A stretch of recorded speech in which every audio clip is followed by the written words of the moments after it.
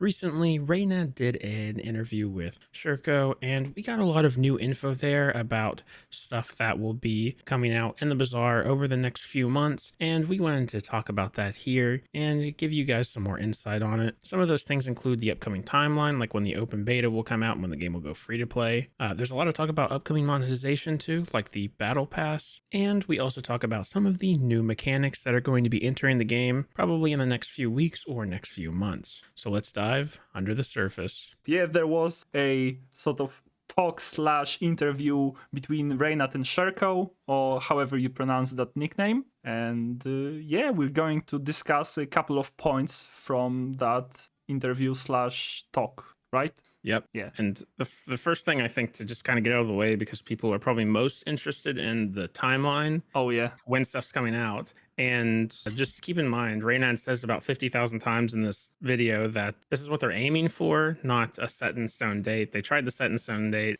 back in October when everything first launched, and that fell apart in like 2 weeks. They just have a general timeline now, and he doesn't commit to anything. But open beta they're aiming for February. I feel pretty confident they're going to be able to do February. Maybe not. Who knows? I mean, it depends on how well the next patch is going to be, how True. well developed. Because if we end up in another like dually reign of terror, let's call it, then they might need to push the open beta 1 month again and then again. I mean, but they will probably land at a like proper balancing setup at some point. Yeah, and I think the balancing is it's the thing that's more up in the air right now, because he even mentions in the interview, like, they can only test so much in-house, like they need the players to get a hold of it. So, it shows up in the live server, and then all of a sudden it's complete chaos. Yeah, actually, Reynad also mentioned in this talk with Shurkou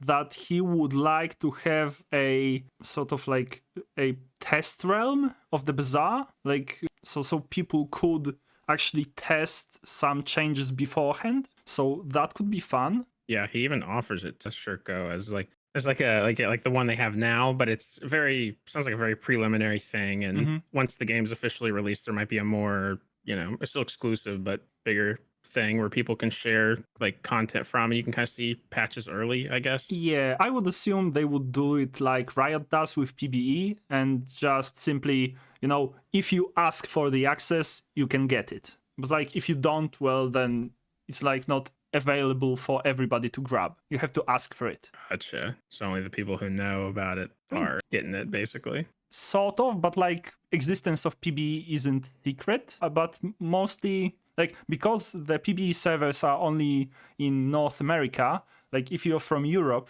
like I am, I don't really feel like playing on PvE because I have 200 ping. So like, but with the Bazaar, it's not really a problem. The other big thing, like obviously balancing and stuff, for because it's going free to play in open beta, which is why so many people are so excited for it. But I got the impression early on that open beta wasn't going to be super different from closed beta, but now it feels like open beta is sort of what I expected the full launch to be to some degree, because they're adding a lot of those other monetization systems. He doesn't say everything that's being added, but the battle pass, it sounds like, is going to be one of the big things added, because right now, if you're a free-to-play player, it's terrible to play the game. I mean, in terms of incentives. It is and it isn't. Like, if you are like a Sunday player who only does like this free ranked game every day, and you're not even that good, then yeah, you might struggle. But like, I was playing on this extra account in the beginning when the game launched, and I mostly just did those free games, and I managed to earn both characters, like Pygmalion and Dooley, in like 2 weeks with only like without spending money. So if you are half decent, you should be able to buy a character in your first week of playing, even if you don't do it that much. Yeah, especially like they give those discounts is pretty cool, especially since they've decided to have the individual heroes be pretty expensive. I like the idea of the discounts. But one thing actually, because I don't want to come across as arrogant, I fully understand that in this like month and a half, Actually, how long have we been playing this game? Like, it was like It's been 2 months, right? Is it already 2 months? October 30th, right? Yeah, 30th. Oh, yeah, you're actually right. We've been playing this game for 2 months. Yeah, so in this span of time, player base has actually like improved their skills, and I am aware that getting to 10 wins isn't as easy as it was in the very beginning, where everybody was just running around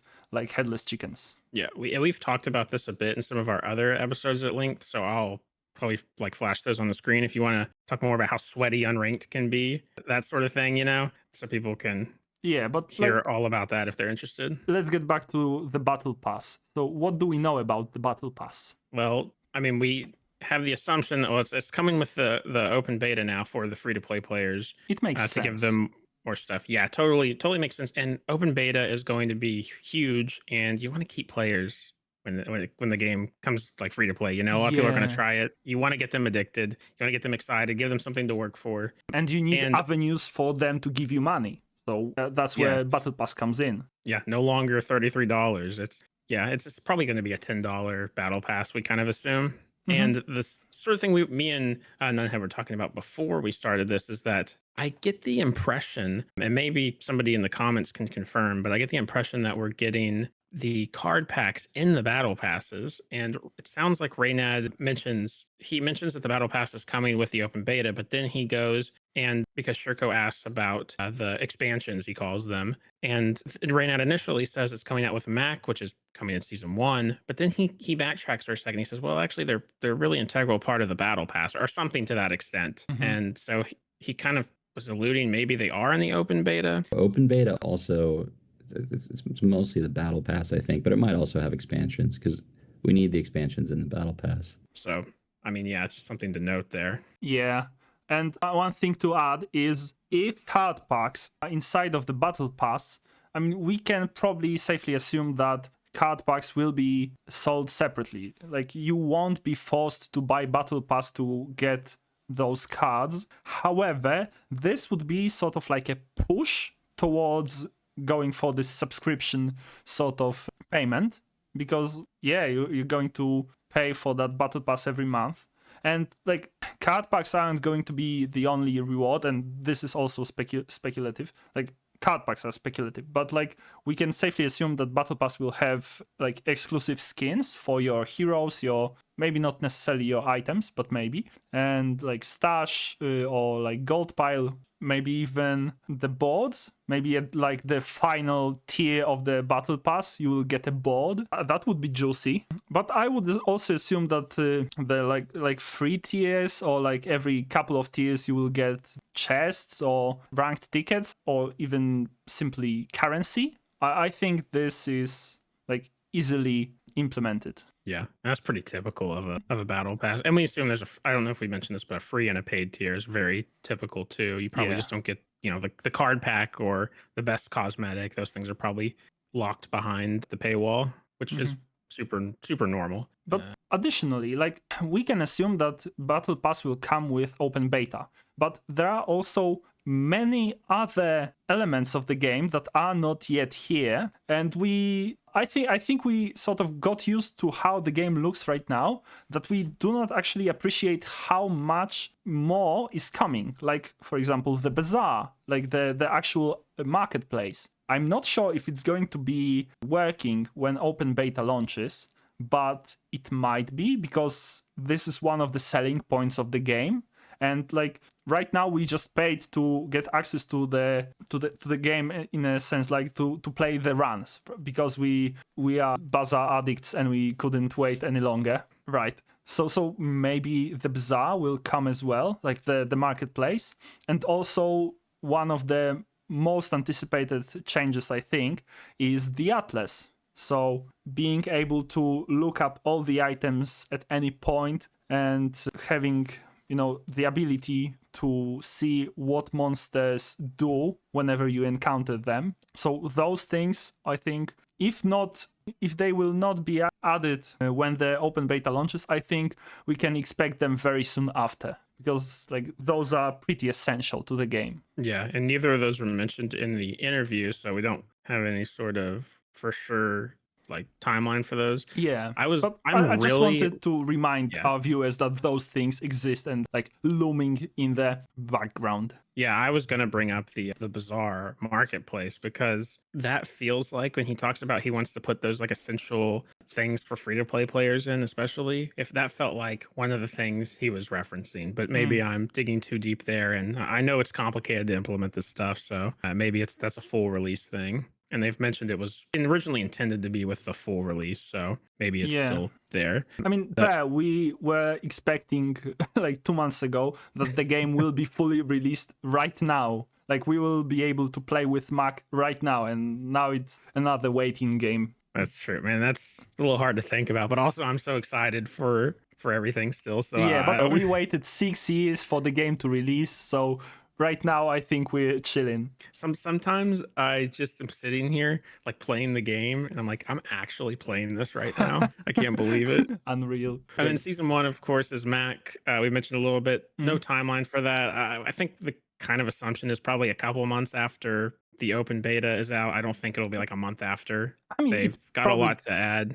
Probably depends on the success of the open beta. I mean, if everything goes smoothly, why wouldn't they go to season 1 immediately after, right? Though, knowing track record of Tempo, nothing is going to go smoothly. Yeah, that's sort of what I'm assuming. And also, like, even if it goes smoothly, like to like the public's eye, maybe they're struggling to implement some of his additional things they've talked about. Like he has transform as apparently one of his big mechanics that is going to be in the game, and it's pretty much what it sounds like. You can transform one card into another. If you have watched the video where we talked about ideas for heroes, you may know this mechanic is morph. Yeah, because you came up with literally the exact same thing. I think I like the word morph better. I think it sounds cooler. But and transform it is. Okay. I mean, yeah, I don't mind that, but like it's so silly that I just came up with the exact same ideas that were not yet announced. So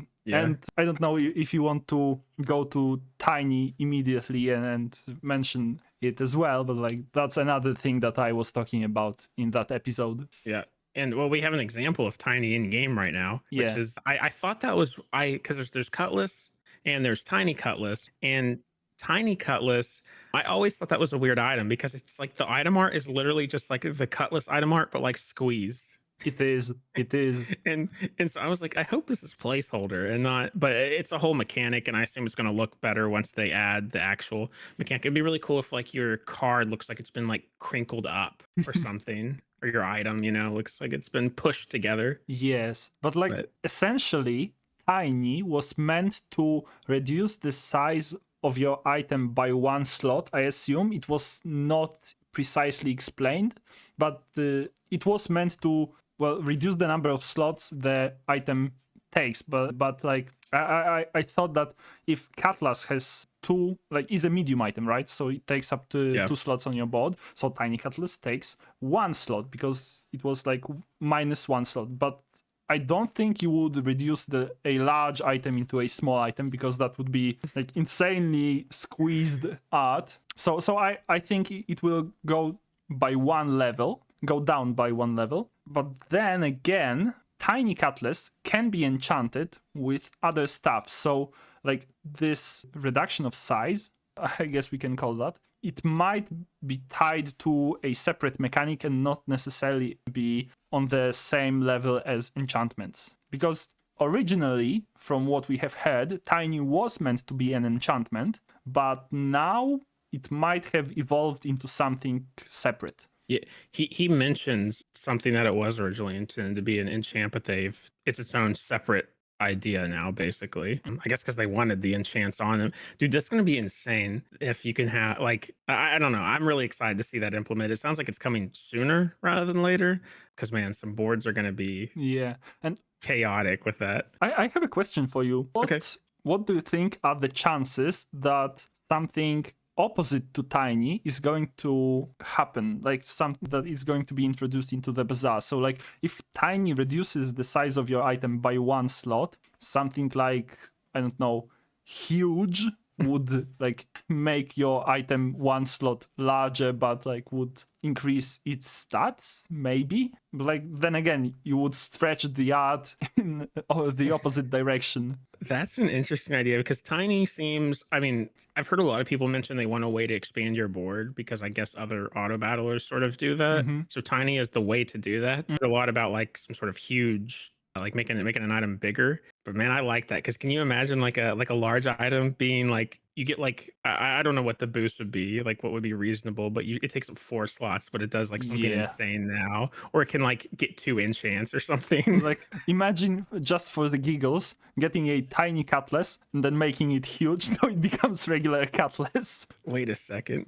Wait, could it still get like the extra benefits though? I have no idea. Huge tiny cutlass. Yes. That's beautiful. Okay. Yes, my mind works in mysterious ways. Okay. And I suppose we can mention also that a mobile version is looming on the horizon, though I don't have that good news for you, as Reynad said that right now the plans are for the mobile version to launch in the Q4 of this year, but as we have established, tempo isn't the best with keeping up in the time frame that they set for themselves. So maybe Q4 next year, hopefully. Yeah, he really pushed that back. So I assume he said the main reason was there's a ton of optimization. Like they said the whole layout, I guess, for phones is ready, but the game, I mean, even on PC, there's optimization issues. You can tell if you play the game. Like you have to like exit out of the game pretty regularly to keep the fights from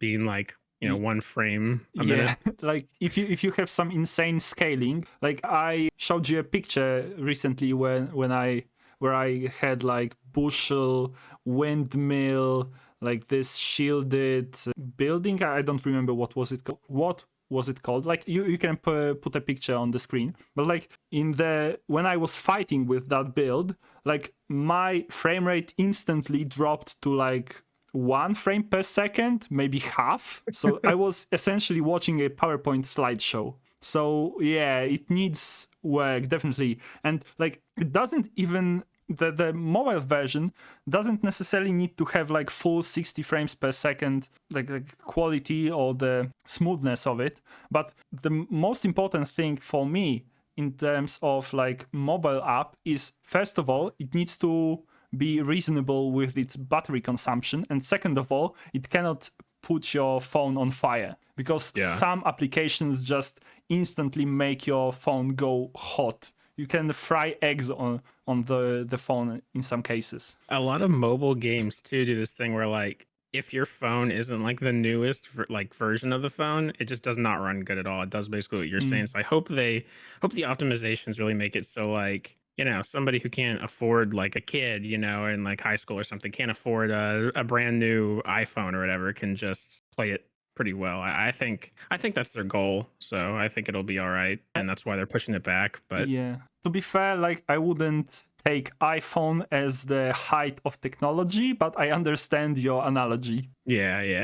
I don't have an iPhone, by the way, people. I'm not an iPhone user. That's what people associate with like class, Yeah. So one last thing for today, I think. So this is going to be more of a tease, but we have a patch coming very soon. So we might be free from the dually oppression and dually tyranny very soon, and we might get patch notes in a couple of days, but I cannot guarantee that. But the most important thing that we have learned in this sort of interview with Reynad, that level up rewards and skills are going to be a bit are going to be changed, essentially. So from what Reynad said, very possibly skills are going to be moved into level up rewards, because the main issue with skills right now is if you are not lucky enough to hit the skill vendors that you actually need to finish up your build, then, well, you're sort of caught with one of your hands down your pants. So yeah, anybody who's been playing this patch like the last few, like maybe how long's it been, like 3 weeks or something, you've noticed that your best runs are you get your build together and then you start looking for skill vendors, and then you get all the skill vendors, and then you have this kind of like super elevated build that can just do everything, versus you go through and you don't get any skill vendors and then you get 9 wins or something. Usually Yeah. haste skills or freeze. yeah, But so there's a lot of variance, and as Blake said, when you don't hit those skill vendors, when game simply doesn't want to deal you those encounters, and you can only choose chocolate bars or gambles, well, then you are getting slowly, like you're starting to lag behind in comparison to other players who are getting those skills. So, like, I understand that some builds can finish a run at 10 or 7 wins without any skills. That is 100% possible, but I think you will all agree with me that having skills and not having skills, that's a whole world of a difference. yeah, and it just adds a whole extra unnecessary layer of luck, you know, to the game. They also said they're rebalancing skills and completely reworking them, so early skills aren't complete garbage and late skills aren't, you know, like 1,000 times better than the early skills. So it'll be Yeah, interesting to see. And they're cutting out a lot of skills that are sort of just filler. apparently. Like, Yeah. you have to be mindful that before every word we speak, you have to put apparently. That's what we've heard. Yeah, exactly. But like, essentially, there's a lot to wait for in the coming week or couple of weeks. So it's good to be playing the Bazaar right now, I think, or at least next week. And they're going to hit the ground running with patches. So there should be new patches constantly. We're going to get open beta, full release. It's going to be a crazy next few months. Make sure to like, comment, subscribe. Yeah. I think I mentioned some things to comment about. So comment about those. And we'll see you on Nuthead's channel on Monday. Yeah, exactly. So see you then. Yeah, that's it for today. Bye. See ya.